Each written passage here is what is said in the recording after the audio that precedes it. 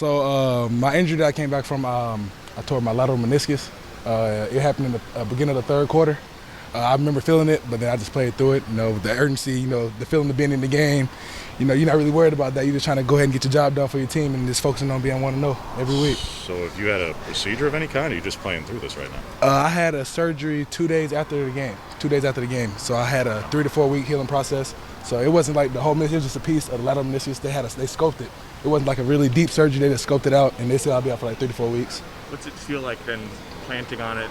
Initially, was there a concern that you feel pretty good now, but kind of what was that like the first couple I want to give a big shout out to the training staff and everybody that took care of me. You know, they had me in there rehabbing at least 2 or 3 times a day. And I feel like if I feel better than it was before I even heard it. Like, it just feels better when I'm moving on it. I still got the same movement, every lateral quickness, and everything I need to do is still here. Do you feel fully confident in your knee now? Yes, fully confident. Nothing's changed? Nothing changed. Right Never knee or changed. left knee? It was my right knee. Right knee. How did it feel like just to be back out there then this past week in particular? It felt great, you know, being with the guys and just being with the team. You know, it been hard, you know, not being able to travel and everything, you know, not being able to sit around with your team and just work with them. But, you know, last week, you know, coming back, being able to be with the guys, you know, it really helped me out and also drove me also in my recovery just to get better and go out there with my guys and compete.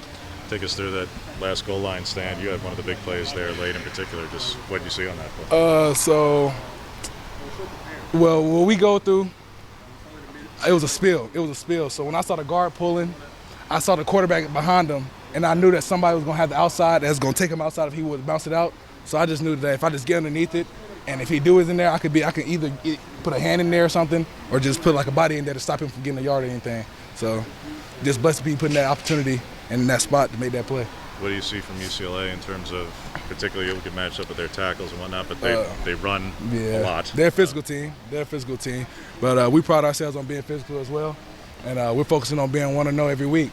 So just like every other week, it's going to be a 1-0 process, and we're going to fight, and we're going to work hard throughout the week until it's time to play. When you were in that Cal game, you know, winding down, game pretty much on the line at that drive, you know, what does it mean to you to have Tim call, you know, that much pressure, you know, with the game kind of on the line there? You know, every day in practice, we practice those situations of having, like, our back against the wall and pressure. So at that moment, I feel like I seen that moment every day in practice that I practice. So it's just like another play for me.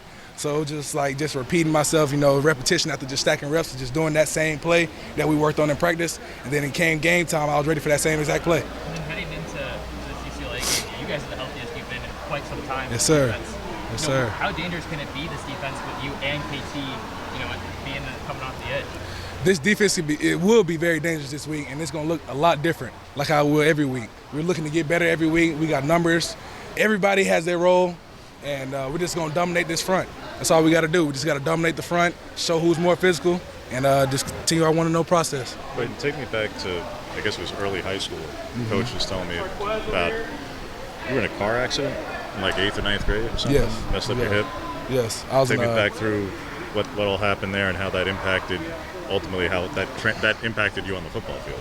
So my 8th grade year, that's a while ago, man.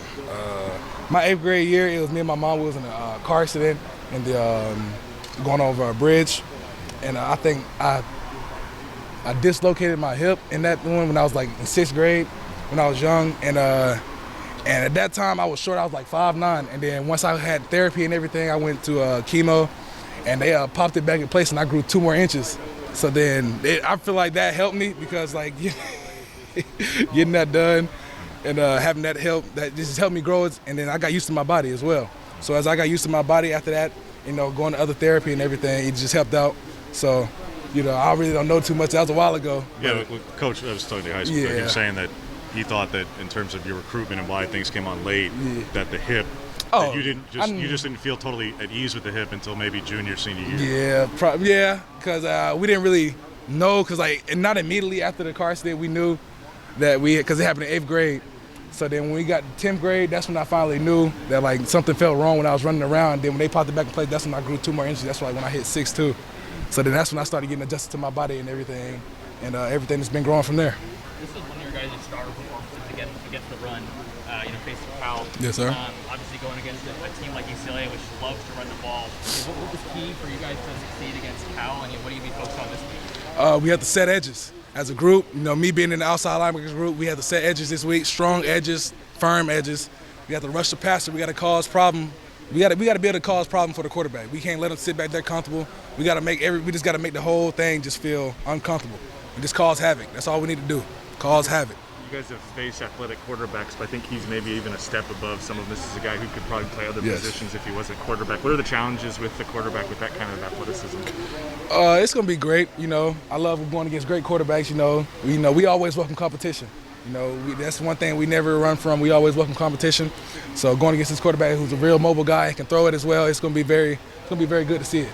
So I'm looking forward to matching up against him, and just looking forward to doing it. When KT came back, he had kind of a snap count. Did you have one of those on Friday, or were you able to play the full game? Were you open to that? That was my first game back from my injury, so they just had me on a rep count and everything. But other than that, I felt good. I felt good playing on it throughout the game, but it was just a rep limit just to make sure I was okay and I was ready to play.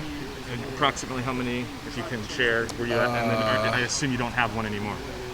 I'm not sure, but this week we're just looking forward to just keep getting better in practice. So like they watch me move around in practice. I've been in a little bit more in practice, so they just watching me move around and everything. So other than that, everything's been good since. And the challenges of just the two running backs they have. Oh, no, they're two running backs. They're great guys, physical guys. They just don't go down easy. So we got to learn. We just got to tackle. We got to just be physical. That's really the main thing that we got to do, and just focus on our want-to-know process and be physical. That's all we got to do. When you guys are dealing with injuries as a team, like just the amount, it seems like player after player after player get hit with that. How much of a relief is it when not only you yourself are able to come back, but like you see some other guys come back in too, and maybe there's a little bit more consistency and chemistry there than there's been the last few weeks? Yeah, you know, you miss guys that get hurt. You know, you don't want anybody on your team to get hurt.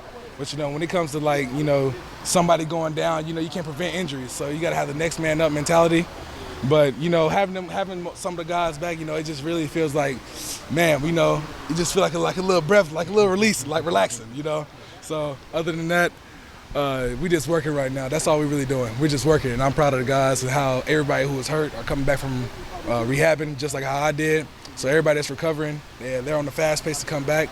And I can't wait to see them back out there. What did you learn on the sideline of games? Like, I know some players talk about you see the game maybe like a little bit differently when you're looking at it maybe from like a coach's perspective now as opposed to a player perspective. Like, what did you learn in those couple of weeks? So, being on the sideline in a couple of weeks, I wasn't at the Stanford game, but I was able to see the Stony Brook and the Arizona game.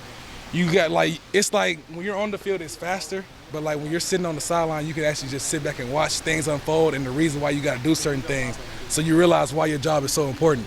So it's kind of like when you're not playing, you're still playing, but like it's just a mental focus part that you're just focusing on when you're on the sideline. Was there something from a game recently that kind of clicked for you where it's like maybe a technique or a shift or something where you're like, oh, okay, I see why that's why that's a necessary thing to practice? You know, watching pass rush with KT, you know, watching KT pass rush, you know, he do different stuff all the time. So, you know, you never know what to expect.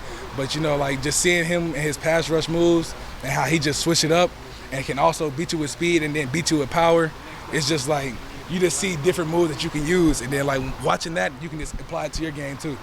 So, you know, it's just a lot of stuff. Just a lot of stuff you can add on to it. Yes, sir. How much did his presence in the second half just impact things? I think 11 pressures on 22. Yeah, you've seen it. 11 pressures, blowing through people's faces. You know, he's a problem. He's a problem. A great athlete. You know, you just can't. You can't teach that. You can't teach that. He's just gonna run through somebody's face and cause problems. That's all he can do. That's all we can do. Yes, sir.